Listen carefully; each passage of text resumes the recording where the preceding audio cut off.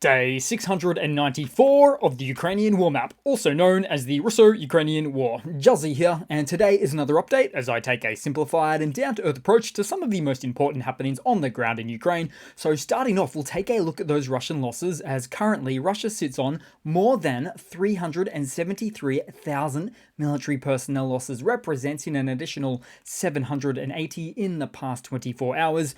Then as for hardware losses, some really walloping figures today, with 21 tanks, 38 APVs, and 24 artillery. So we are talking dozens upon dozens of heavy pieces of equipment destroyed in one day, not to mention the 39 vehicles. Then we'll move across to the map with lots happening in Russia in the last day. For instance, most recently, an Mi-8 helicopter made an emergency landing on the M3 highway in the Bryansk region after it hit a power line, which means I can only surmise that the pilot was attempting to avoid Ukrainian or Russian air defenses as it performed low-level flying techniques, aka terrain hugging, to minimize the exposure of the helicopter to radar detection in an effort to avoid any more of those Russian friendly fire incidents. Also, it is becoming evident that the quality of Russian pilots has dropped below the general threshold of competence to fly, with many professional pilots long since gone, possibly leaving only the drunk driving or drunk flying pilots to take their steed. Because to perform terrain-hugging flying techniques and not have an awareness for power lines means it's dead set either poorly trained pilots or intoxicated ones. Then briefly a bit further east into Russia, as protesters in the Russian Republic of Bashkortostan are demanding freedom for an activist who promoted the Bashkir language and culture and opposed Russia's invasion of Ukraine. And this all comes amid this region seeing a disproportionately higher number of citizens becoming mobilized into the Russian war in Ukraine. As such, thousands of locals gathered in support of the activist, leading to confrontations with riot police. Then we also saw some locals on social media in the region calling on those from the region that are fighting in Russia's invasion right now to leave Ukraine and come back and protect their land and home from the Russian riot police and the Russian Rosgvardia units. So perhaps we're more likely to see some of these minority Russian republics rage against the machine and even break away from the Kremlin and Russia over time. Then, speaking of the Kremlin, or at least in that direction, explosions were reported in Moscow, but also in St. Petersburg, with the mayor of Moscow stating a drone was shot down over the area in the southern district of Moscow City. And a city, by the way, which continues to freeze, as here's a frosty staircase most recently in Moscow. Then here's some more folk stating they haven't had hot water or heating since the 2nd of January. Then there's been the case of 372 multi-story buildings, 26 schools and one hospital that lost power just south of Moscow in the Tula Oblast. But luckily the hospital has backup power. But hey, it's all probably just classified as yet another isolated incident, I'm sure. Then moving back a bit further south, we also saw a Russian truck that was involved in building fortifications near the Graveron checkpoint area in the Oblast that was attacked by an FPV drone and destroyed. And then, not to be left out, a polyester plant experienced a cigarette moment in the Rostov region at Shakti. Interestingly, Russian channels reporting on the plant incident said that it just finished construction recently at a cost of 5 billion rubles, and that specifically it was attacked by Ukraine, which cannot be confirmed, but it's either poor Russian air defenses or the work of disgruntled insiders. And I'm not exactly sure what's worse for Russia. Oh, and not just that, because right next door in Saratov, it was reported that railway tracks had been targeted in sabotage attacks, leading to certain track sections being paralyzed, as per statements from the Ukrainian main Directorate of Intelligence. So, as you can see from everything that I've just mentioned, Russia is on fire, metaphorically speaking. And yes, sometimes literally on fire too. But it's also freezing. So it just feels like one great, ironic, and nonsensical mess of a country today. And yes, other days as well. Then we'll head across to the Ukrainian map today and move into the Donbass as fighting continues around Stepover, which is the northern flank in the Avdiivka direction there. Now, sources suggest that Ukrainians are in full defense, with them also stating that Russian attack capabilities are getting exhausted, which is a fair enough assessment given Russia's lack of gains recently, plus their lack of large armored column offensives, like what was the case when they first tried to take Avdiivka. But moving south, as Russia may be attempting to change their strategic goals, with more attempts on Novomikhailivka, as they attack from two sides, predominantly the north and the south. Then, somewhere in the east, we saw a snap of an armored Russian cemetery near, from what is said to be Marinka, possibly some old there, some new. Then, somewhere else in the east, there was footage of the last seconds of a Chechen Kadyrevite who decided to take a closer look at a burning vehicle. Not the greatest thing to take footage of at such close range.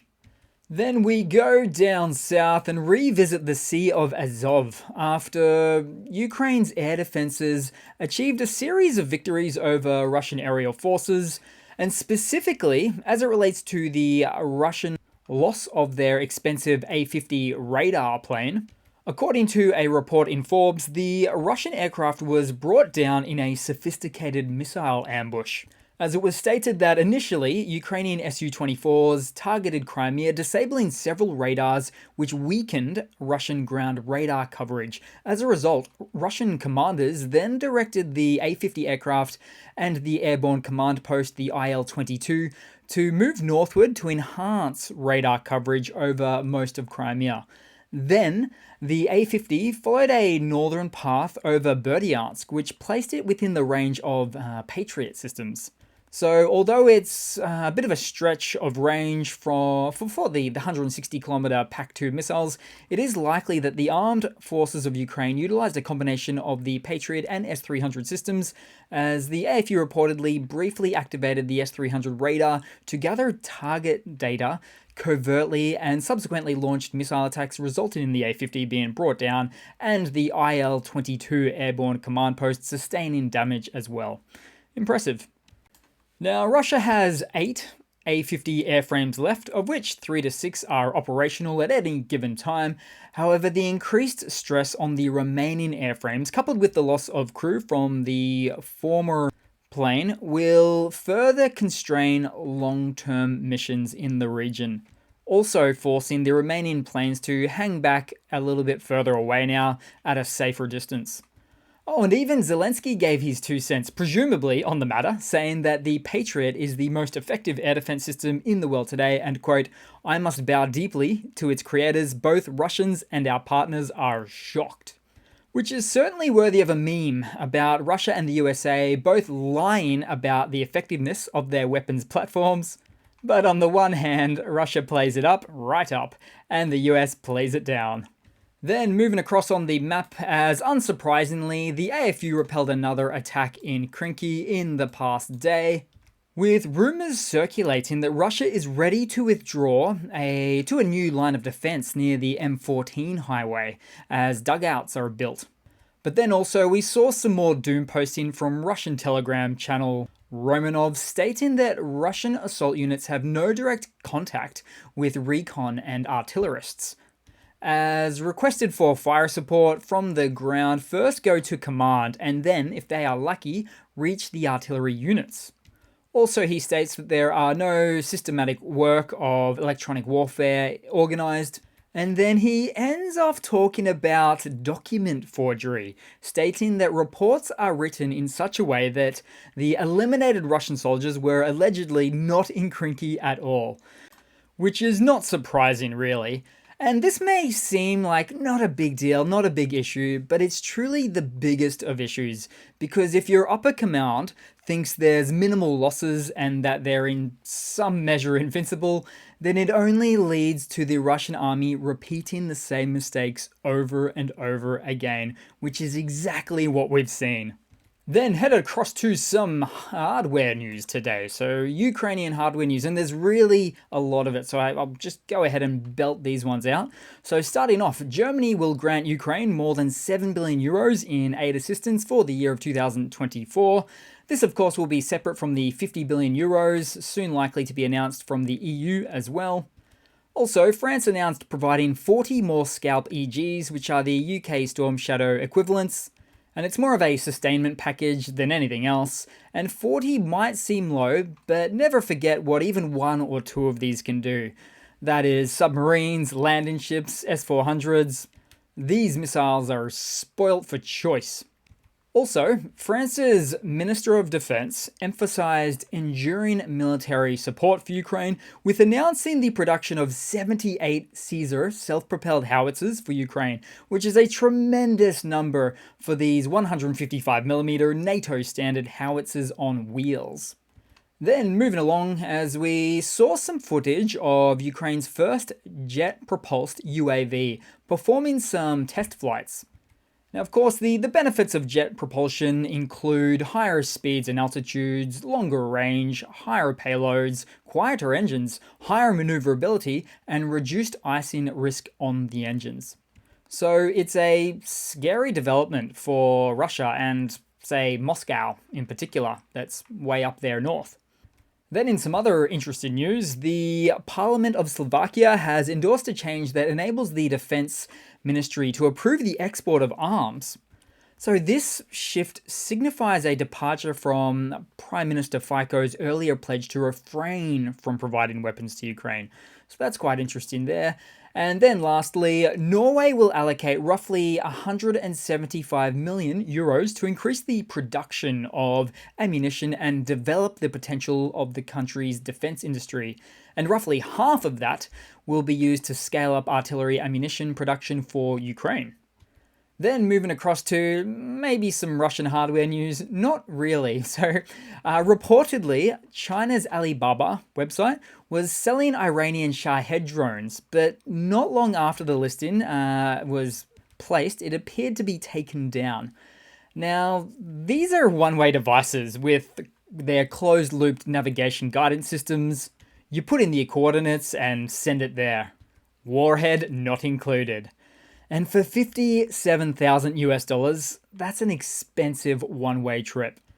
Now, I'm not actually sure if this was a Chinese copy. That is possible, but with everything we've seen on the Russian home front, it also stands to reason that it could have been sold on the black market through Russian military corruption and then made its way to one of the few or the only e-commerce website that would actually attempt to sell the thing.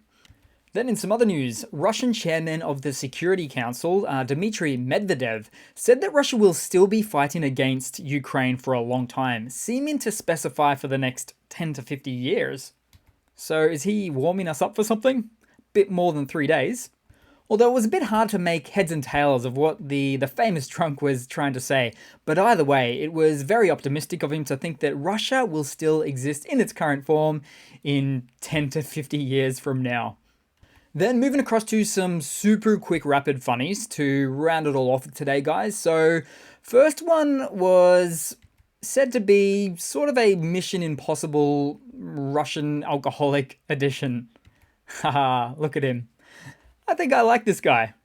Then for a super quick final funny, someone spotted a funny profile on a Russian dating app where a 25-year-old gal from Russia's Ryazan region is looking for a younger man, specifically a younger man with an apartment for a very serious relationship, and that she already has a car from her previous marriage.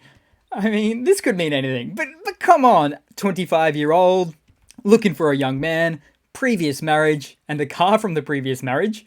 I'm thinking a Lada for when Russia was handing out that as some widow pay for a select number of citizens earlier on. I bet she also got a bag of potatoes too.